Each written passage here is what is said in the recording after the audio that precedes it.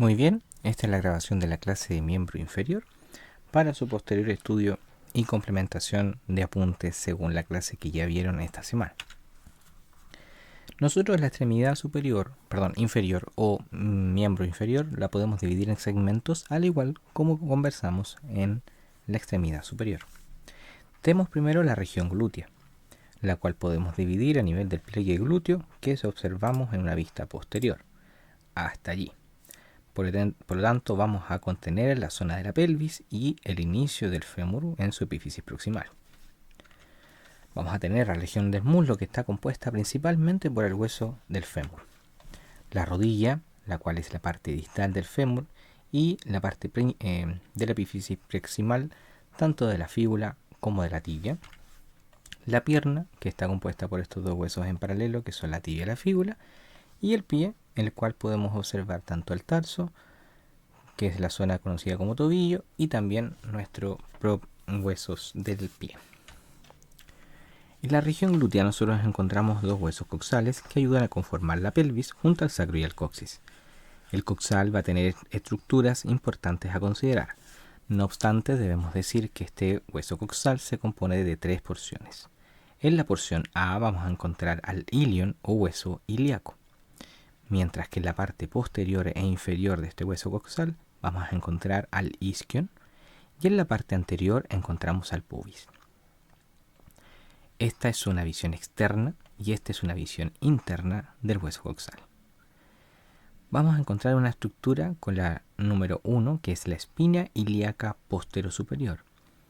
Es el término en la parte posterior de esta estructura que está en línea azul, que es la cresta ilíaca. Abajo de la espina ilíaca posterior-superior tenemos las espinas ilíacas posterior-inferiores. No así, adelante de la cresta ilíaca vamos a tener también dos espinas ilíacas, una antero-superior y una antero-inferior. En el número 5 podemos observar también una elevación que es prominente y genera el nombre de espina isquiática porque está en la zona del isquion. También la pueden encontrar rotulada como espina ciática, ya también es correcto. En esta zona también podemos observar una línea punteada morada, ¿cierto? Y una zona totalmente morada que es el acetábulo, que es la zona en donde va a articular la cabeza del fémur para formar la articulación coxofemoral, o sea, entre el coxal y el fémur, lo que la conocemos como articulación de la cadera. En una vista interna podemos observar nuevamente las espinas, ¿cierto? Vamos viendo la cara auricular del coxal que articula con la cara auricular del sacro, antes vista, una línea verde limón, ¿cierto? Que podemos observar una línea que se llama línea arqueada, que es una elevación muy débil de la zona del coxal en la cara interna, y esta se pronuncia hacia anterior a nivel del pubis como línea pectínea en un color verde más clarito, como verde manzana. Bien. Observamos también un foramen que se llama foramen obturador, por ende van a haber algunas membranas y estructuras que van a atravesar este foramen. Por lo tanto, el coxal se forma por la fusión, ¿ya? En el acetábulo de los huesos ilíaco o ilion, isquion y pubis. Antes de la fusión se unen por un cartílago, como dice ahí, que se llama trirradiado porque tiene tres estructuras, ¿ya? Como se observa en esta radiografía en donde se observan los cartílagos presentes, por lo tanto esto todavía no está fusionado ni osificado. A nivel del muslo nosotros podemos observar al hueso del fémur, que es un hueso largo, un hueso que tiene una epífisis proximal, una diáfisis y una epífisis distal en una visión anterior y una visión posterior. Vamos a tener los reparos óseos a nivel de la mancha roja. Nosotros tenemos la cabeza femoral que está en la parte medial de este hueso. Luego tenemos un cuello anatómico bastante extenso y largo y angulado. Luego vamos a tener un trocánter mayor por la zona lateral, que es observable tanto por anterior como también por posterior. Un trocánter menor que es observable en esta visión, pero es mucho mejor visto desde la parte posterior del fémur. Vamos a observar en la epífisis distal un cóndilo medial, mucho más prominente y grande, y también un cóndilo lateral. Junto con ello tenemos la cara patelar, que es la cara en donde circula la patela o rótula. También la podemos observar en algunos libros como cara rotuliana. Tenemos una fosa entre medio de los cóndilos que se llama fosa intercondilia y una línea que está en la parte posterior de este hueso del fémur que denominamos línea áspera. Si nos centramos en la rodilla, principalmente en la patela, esta zona que es la cara patelar o cara rotuliana es la zona en donde articula la patela. Recuerden que la patela o rótula es un hueso sesamoideo que tiene una base y tiene un vértice, que tiene una zona más lisa por anterior y una cara auricular por la parte posterior. Es un hueso sesamoideo, por lo tanto va envuelto en un tendón y genera una distribución de fuerzas como una polea. Importante, ¿cierto? Como dijimos, que este hueso sesamoideo va envuelto en este tendón, ¿ya? Y la importancia es que genera, ¿cierto?, esta estructura de correlación de distribución de fuerza. A nivel de la pierna tenemos dos huesos largos en paralelo. Tenemos a la tibia por la zona medial y la fíbula, antiguamente llamada peroné, por la zona lateral. En la tibia, que es un hueso largo, vamos a encontrar primero una tuberosidad de la tibia por delante, donde se inserta el tendón del músculo recto femoral y a través de un ligamento patelar. Tenemos un cóndilo, tanto lateral como un cóndilo medial. Los tubérculos intercondilios, que son unas espinitas que están acá arriba, antiguamente le llamaban espinas tibiales. ¿Ya? Son dos prominencias chiquititas en forma de espinas que se encuentran por arriba, entre medio de los cóndilos. Tenemos en la parte distal un maliolo, que es la estructura que uno palpa a nivel del tobillo, ¿cierto? Este es el maliolo tibial, que se encuentra en la zona medial de la pierna. Y tenemos una cara inferior, ¿ya? Una cara articular inferior. No se ve muy bien en esta imagen claramente, pero articula con el primer hueso del tarso, que es el talo, antiguamente llamado astrágalo. Por parte de la fíbula vamos a tener en la letra A la cabeza, luego el cuello y finalmente el maliolo fibular, que es la estructura del tobillo que nosotros palpamos por la zona lateral. A nivel del pie, el tarso, ¿ya?, está conformado por un hueso que se llama calcáneo, que vamos a destacar en color rojo. El talo, que antiguamente se llamaba astrágalo, que está montado por arriba del calcáneo, que se llama talo, como dijimos anteriormente. Este es el que va articulado con la tibia, formando la articulación del tobillo, llamada talo crural. Vamos a tener por delante del talo un hueso que se llama navicular. Si se dan cuenta, se está aquí marcando en colores, tanto en la vista medial como en la vista lateral, pero también aparece el número etiquetado en esta imagen de una vista superior. Un poquito más lateral vamos a ver el número 4, que es el cuboides.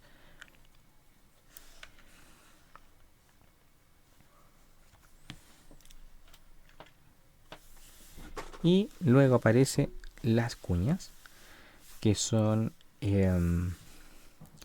huesos cortos, ¿ya? Huesos cortos que están por delante del navicular, al costado del hueso cuboides, principalmente en el número 5, 6 y 7. Son huesos que llamamos cuñas o huesos cuneiformes. Tenemos el medial en el número 7, el intermedio en el número 6 y el lateral en el número 5. Bien, medial, intermedio y lateral. También denominados en el nivel del pie, el primer dedo es el dedo gordo, que está más medial, y el quinto dedo es el dedo más pequeño. Por lo tanto, podemos decirle también primera cuña, segunda cuña y tercera cuña. El metatarso vamos a formarlo a través de 5 huesos metatarsianos, que son huesos largos, los cuales principalmente se enumeran también desde el dedo gordo hasta el dedo pequeño.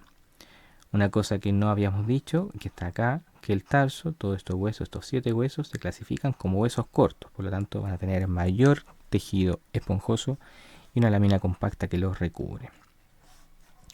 Las falanges de los pies tienen la misma característica que las falanges de las manos. Desde el segundo dedo hasta el cuarto dedo son 3, proximales, medias y distales, mientras que el dedo gordo o hallux del pie va a tener una falange proximal y una falange distal solamente. Bien.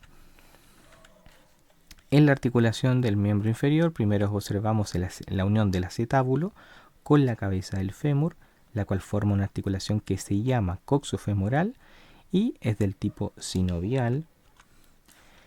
Luego vamos a tener la unión de la patela con el fémur, bien, que también forma una articulación sinovial. La articulación femorotibial que está en azul, que entre el fémur, ¿cierto?, y la tibia, que entre medio tenemos dos estructuras que llamamos meniscos, que ayudan a la amortiguación, ¿cierto?, de las cargas.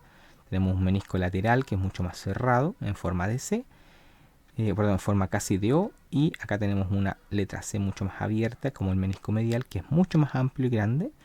¿Ya? El cóndilo medial, principalmente del fémur, es mucho más grande, por lo tanto el menisco tiene que ser más amplio. También es una articulación sinovial. Tal como muestra en la imagen, esta articulación está reforzada por ligamentos, como los ligamentos cruzados, que son más internos, y los ligamentos colaterales, que están un poquito más afuera. Tenemos la articulación tibio-astragalina, este es el nombre antiguo, actualmente le llamamos talo crural, ¿ya? Está relacionada al talo, ¿cierto? La tibia y parte de la fíbula. Es del tipo sinovial, se le dice troclear de subtipo, ya que genera movimientos de flexión y extensión como tipo bisagra, y tiene ligamentos que la refuerzan, como por ejemplo ligamentos colaterales, laterales, que están ahí en el número 1, y el colateral medial, o también denominado ligamento deltoidio. La musculatura de la región glútea está representada principalmente por los músculos glúteos. Tenemos 3 músculos glúteos. El primero es el glúteo mayor, que es un músculo principalmente extensor de la cadera. Si sacamos el músculo glúteo mayor, vamos a poder observar todos estos músculos que están acá. Vamos a poder observar, por ejemplo, un músculo glúteo que se llama glúteo medio, que parte desde la cresta ilíaca y genera movimientos de abducción y rotación interna de la cadera. Debajo de él, un poquito más abajo, en las líneas glúteas, va a aparecer este músculo glúteo menor, que también ayuda a la abducción y la rotación interna de la cadera. Por debajo de él, un músculo que se llama piriforme, que es un músculo rotador externo de la cadera, que tiene relación con el nervio ciático, ya que aparece principalmente por inferior de este músculo. Por la zona más lateral podemos observar un músculo que se denomina tensor de la fascia lata, que es un músculo que tensa una estructura bastante blanquecina y tensa por la zona lateral del muslo. Ayuda a tensar la fascia lata y también colabora con la rotación medial del muslo. Dentro de la musculatura del compartimiento anterior tenemos músculos que generan la flexión de la cadera y la extensión de la rodilla principalmente. El músculo cuádriceps femoral, que está en la parte del muslo por anterior, se compone de 4 músculos, como dice su nombre: el recto femoral, el vasto lateral, el vasto medial y el vasto intermedio.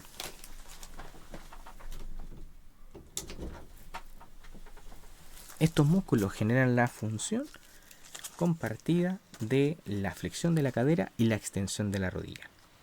Sin embargo, la extensión de la rodilla de estos 4 músculos está representada por los músculos vastos. ¿Dónde podemos encontrar a este músculo cuádriceps femoral? Vamos a tener la letra A, recto femoral. Por lateral vamos a tener el vasto lateral o vasto externo, como se llama anteriormente, el vasto medial o vasto interno, y si nosotros sacamos al recto femoral vamos a poder observar aquí al vasto intermedio. Aparece también en esta imagen músculo sartorio, que también colabora con la flexión de la cadera. Todo este compartimiento está generando inervación, ¿cierto?, a través del nervio femoral. No olvidar que en el número 3 va a aparecer también el músculo que ya habíamos hablado de la región glútea, que es el músculo tensor de la fascia lata, el cual tensiona una estructura que vemos aquí de la zona lateral y que llega hasta la zona de la rodilla. En el muslo, por el compartimiento medial, tenemos músculos principalmente que van a llevar a cabo el movimiento de la abducción de la cadera. Recordemos que la abducción de la cadera se desarrolla a nivel del plano coronal o frontal. Vamos a tener músculos como el aductor mayor, el aductor largo, músculo grácil, que es el más vertical de la zona medial y el más prominente. Tenemos un músculo pequeño que se llama aductor corto, un poquito más profundo, el pectíneo y el obturador externo. La inervación de estos músculos se da por el nervio obturador, mientras que el pectíneo va por el nervio femoral y una parte del aductor mayor también va por el nervio ciático. En el compartimento posterior tenemos músculos que generan la extensión de la cadera, ¿ya? Como estamos viendo ahí, y la flexión de la rodilla, como es el ejercicio que estamos viendo aquí con este caballero apoyado en la silla. Vamos a tener el músculo que se denomina bíceps femoral, la cabeza larga, y la cabeza corta, que se encuentra un poquito más profundo, ¿ya? Tenemos por la parte medial, en cambio, el semitendinoso en el número 2, y aplastándolo va a aparecer el semimembranoso, ¿cierto? Que está un poquito por debajo del semitendinoso. Estos músculos generan entonces la extensión de la cadera y la flexión de la rodilla y están inervados por el nervio ciático. A nivel de la pierna tenemos 3 compartimientos: el anterior, que vamos a tener al músculo tibial anterior en el número 1, y el extensor largo de los dedos. Están inervados por un nervio fibular profundo y su función es la dorsiflexión del pie y la extensión de los dedos. También colaboran con la inversión, en este caso el tibial anterior. Por la parte posterior tenemos al gastrocnemius, que tenemos 2 vientres, uno medial y uno lateral, antiguamente llamados gemelos, o que se llaman gastrocnemios. Si cortamos y sacamos los gastrocnemios, vamos a poder ver un músculo bastante ancho que se llama músculo sóleo, que está con el número 5, y un músculo más pequeño que es el plantar, que todos ellos terminan en este tendón bastante extenso y largo, conocido coloquialmente como tendón de Aquiles, por la historia, ¿cierto? Pero se denomina tendón plantar o tendón calcáneo, ya que llega a ese hueso. Ayudan a la flexión plantar del pie, también colaboran con la inversión del pie. Por su parte, en el número 6 y en el número 7 aparecen músculos fibulares, músculos que están asociados a la fíbula, genera movimientos de eversión y tiene la inervación del nervio fibular superficial. ¿Qué áreas de transición podemos observar a nivel de la extremidad inferior? Principalmente por destacar con contenidos vasculonerviosos, ¿ya?, que se encuentran allí y están delimitadas por algunos huesos, ligamentos y también músculos. Primero tenemos el triángulo femoral, que es el más importante, ¿cierto?, en la clínica. Este triángulo está formado por el ligamento inguinal, que está en esta zona. Luego tenemos acá el músculo sartorio y el músculo aductor largo. Eso genera un triángulo que llamamos triángulo femoral. Por allí pasa la arteria, el nervio y la vena femoral, o sea, el paquete vasculonervioso femoral. Importante la palpación, ¿cierto?, incluso del pulso femoral en esa zona. Por lo tanto, ojo ahí con destacar dónde está el ligamento inguinal, el sartorio y el aductor largo. Esa es una zona de transición bastante importante a nivel clínico. Luego tenemos la fosa poplitea, que es una fosa que se da entre las estructuras de los músculos, por ejemplo, semitendinoso, bíceps femoral y la cabeza de los gastrocnemios, tanto la medial como la lateral. Una estructura en forma de rombo, ¿cierto?, que genera el espacio para poder palpar estructuras relacionadas a la vena poplitea, la arteria poplitea y el nervio tibial. Otro paquete vasculonervioso importante. Finalmente tenemos el túnel del tarso, que es una estructura de un retináculo que agrupa a tendones flexores principalmente del pie, donde aparece, ¿cierto?, la arteria tibial posterior y el nervio tibial posterior, que están por detrás del malleolo medial, y lo podemos observar en esa zona, ¿ya? Importante ahí el túnel del tarso como otra área de zona de transición de la extremidad inferior. Y eso ha sido la clase de extremidad o miembro inferior para su estudio, ¿cierto?, posterior a lo de la clase y preparación para el taller y también estudio para las pruebas.